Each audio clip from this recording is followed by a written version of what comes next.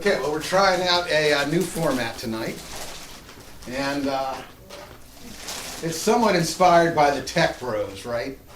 If you watch what they're doing, like, the whole thing is, first of all, you had Twitter and tweets, the point is really short, right? And then they had TikTok, really short, right?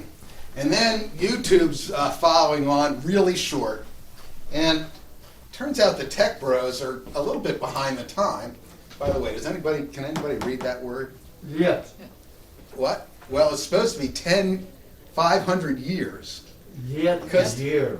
Okay, there you That go. is singular. So these tech bros are actually behind by 500 years. Because if you recognize this guy, right? You know, he had this famous quote, right? Brevity is the soul of wit. So anyway, and then of course, last of all, as to one untimely born, it occurred to me to try to keep things short as well. Thank you, Mr. T. So what we're going to do is we're going to have two short Bible studies. Usually I present, then we have some discussion. This time I'm going to present, have some discussion, present, have some discussion. Okay? And the first one is about acceleration, and it comes from the scripture readings from Tuesday, right? And whenever I see this kind of thing in the scripture readings, I always read between the lines. See that thing right there? See how they skip those verses? Yeah. I always want to know, okay, why are they skipping these verses, right? So, here's what's parted between those verses, verses 5 and 6. This is sort of a long statement here. Another tangent. When I was studying Greek, the really cool guys, like Plato, and even Paul does it sometimes, they show off how intellectual they are by writing really long sentences. Okay, so this is the middle of one of them. Paul is writing to the Colossians, who he's never met before, and he's writing, because of the hope laid up for you in heaven, of which you previously heard in the word of truth, the gospel, which has come to you, just as in all the world also it is constantly bearing fruit and increasing, even as it has been doing in you also since the day you heard of it and understood the grace of God in truth. So, a couple of things caught my eye in this passage, even though I've read it a million times before. And the first thing is, it's talking about the gospel, and Paul says the gospel is constantly bearing fruit. So, this is sort of a metaphor for a fruit tree, and the fruit is the good things, right? And the fruit is what makes things better. So, this is one of the characteristics of the gospel. It makes things better, right? But then he also says the gospel is bearing fruit, but it's also increasing. And yet, does that match up with our experience? I mean, at least if you listen to the mainstream media or just the news that's out there, it seems like the message is, gosh, we're in a post-Christian society. In Europe, church attendance is 2% now. It's dying off. And what explains church attendance falling, and why are fewer people? So anyway, I thought it seemed like that contradicts what Paul had to say. Paul said it was constantly increasing. So I turned to reliable sources, and I got some stats. This is the 21st century. We're empirical, right? We want numbers, right? And I got stats for, throughout church history, the number of Christian congregations worldwide. And what do you think that looks like? It looks like that. So how's the gospel actually doing? It's constantly bearing fruit and increasing. Worldwide. In all the world. But not It's here. constantly, well, So I couldn't really find the graph I wanted, but there's something called when you're graphing some 3D, a 3D surface that, may be variable. The trend could be up, right? But there can be local minimum where it looks like things are getting worse, but that's just nearby. And that really explains what, at least as far as the liberal arts, college educated people who write all the news we watch goes, right? They're in a local minimum.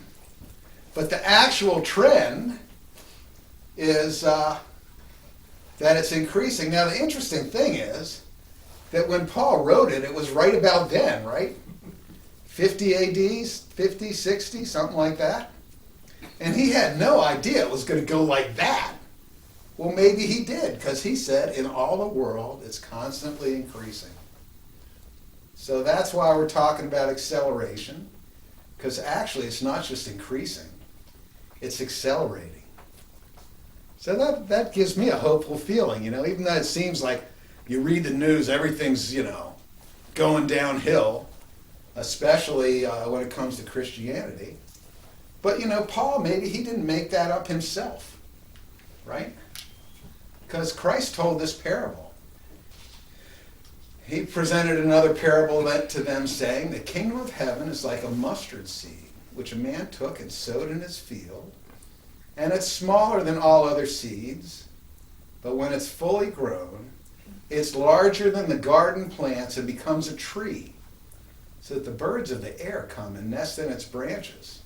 So you've probably never seen this before, but that on the left is the picture of a mustard seed. And that is the biggest picture of a mustard plant that I could find.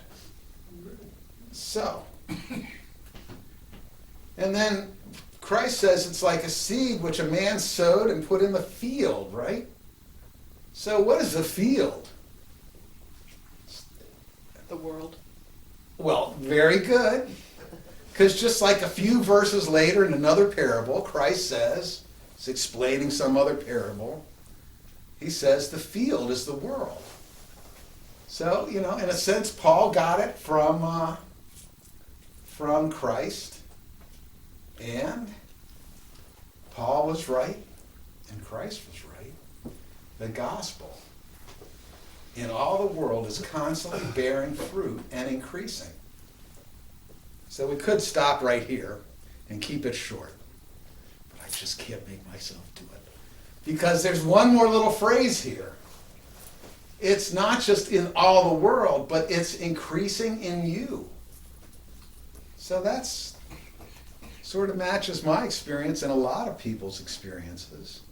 As they've been following the Lord, they find that the influence of the gospel on them is bearing fruit, making things better, making them personally more godly, and it's happening right inside me. So that's kind of that's sort of the first one. Just one other thing is that this came out of the scripture readings. Okay, it's time for the shameless plug. Okay? Another thing I'm doing besides the Bible study is I've been doing a trial run of an email list for where us at St. Mark can discuss the daily readings, right? Some people are already getting these here. And do people bloviate on and waste your time? It's pretty brief. I And like so it. actually this came out this week. I like it. And this is like the longest one I've ever done. And occasionally people come back and say, well, yeah, my thought on this is this, that, and the other. But it's pretty rare. And these only come out like twice a month or something. So if you'd like to be on that list, let me know, and I'll add you in. Are you on the list yet? No, but. Oh, I will didn't be. volunteer you, huh? But Okay. I will be. You didn't have to volunteer. So here's the boilerplate. You're part of this email list because I suspected you'd find it worth your time. The idea is for us to share quickly, share insights from the scripture readings And you can subscribe, you can write unsubscribe, and if you have anything that catches your eye, you send it to me, and if it makes sense, I'll relay it on. I mean, if somebody says, "That was good, Doug," I'm not gonna waste everybody's time by relaying that on. Okay.